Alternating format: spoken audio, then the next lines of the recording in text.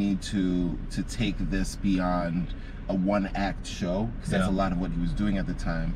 And so he also saw this opportunity to get this museum.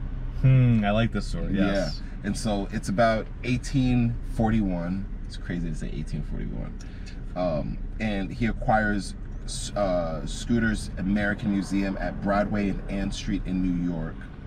I had to look up how he did that. I had to look up how he did that. Yeah, I mean, go. Because the guy, he was not, so, this museum was a 5-story building. A very big building in a city, and he was not the highest bidder. He wasn't even close to the highest bidder. He had no money, really, yeah, exactly. to bid for like a museum at the time. Yeah, and so the way that, at least what I was able to find online, is he got a job at the top show, the top, I guess, circus or museum at the time. The people who were going to buy the museum, he was a manager there. And so if they did buy it, he was going to run the place. Cool. So you have one win condition. Then he was like, hey, like, let me do a backdoor deal with the guy who is actually selling this. If that deal falls through, sell it to me on the cheap.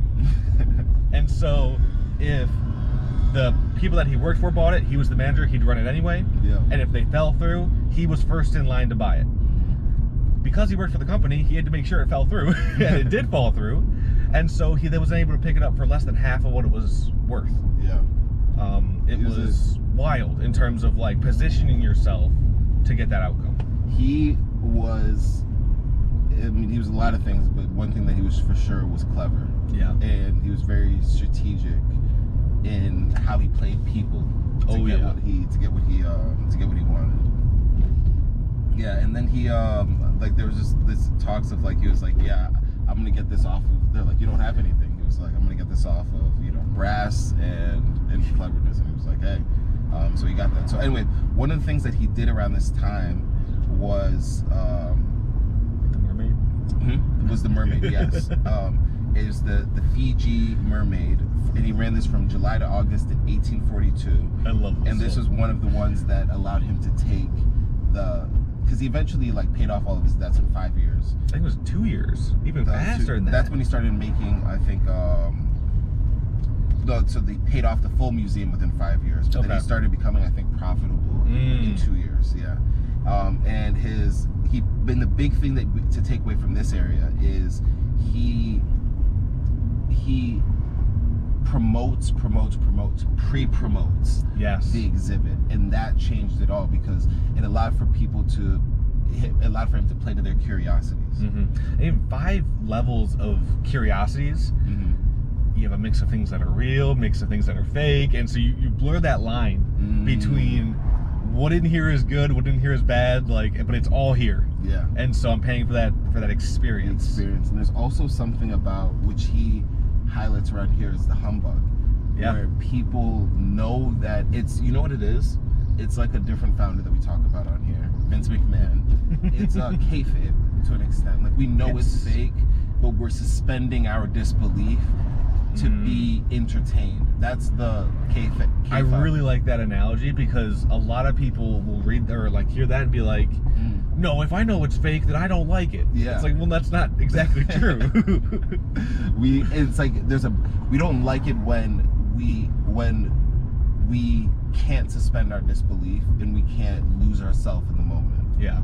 And that's what he provided, and that's the kayfabe is more in the entertainment space, the performance, I would almost say, but I guess like that's true too with the humbug. That's I think like it's very close. Yeah.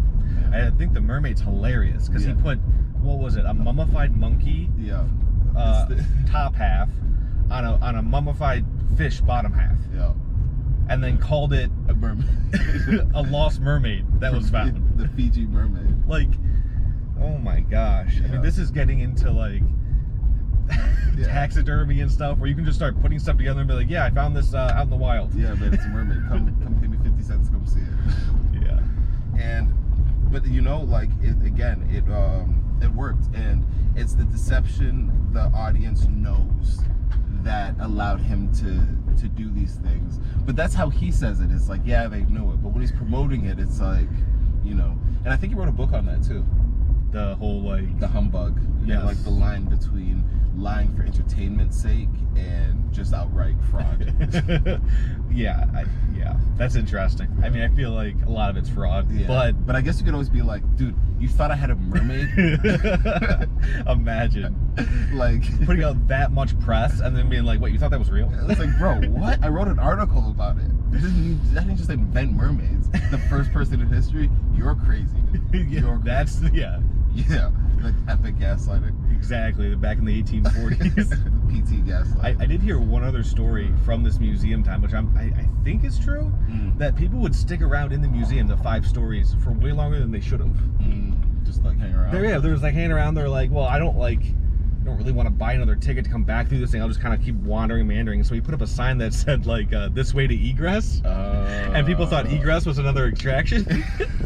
And so they left the door shut behind them, and then you had to walk around to buy another ticket. It's things like this where he was like, yeah, like that was the egress, and then now the door locked behind you. So I mean, you come back in if you want, but you gotta buy another ticket. Yeah, you just left. I told you. It's all those little things where, you know, people are pulling all these like little levers in tripwires that'll get you, and you're like, that Barnum. So this one I know that you like is so now he's in this space and he's like, okay, I've really conquered the American market. I've made New York a destination. I've set up my roots and my grounds right here, and people are loving it. You know, of course, there's a lot of people that are hating it. Yeah. People are like, the Natural Museum was like, you sold a monkey to a fish and called it a mermaid. So then he gets into the space where he's like, okay, what's my next attraction? Yep.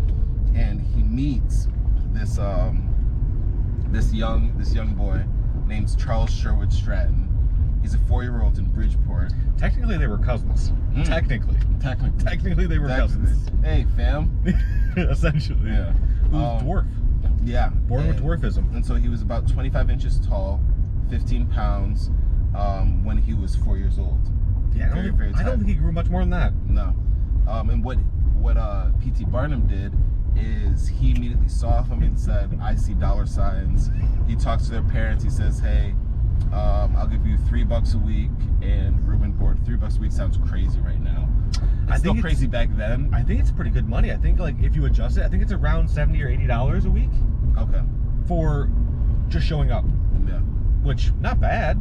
And for someone who in the 1840s or 50s is born with dwarfism, your career potential is not very high. It's very limited. It's very limited.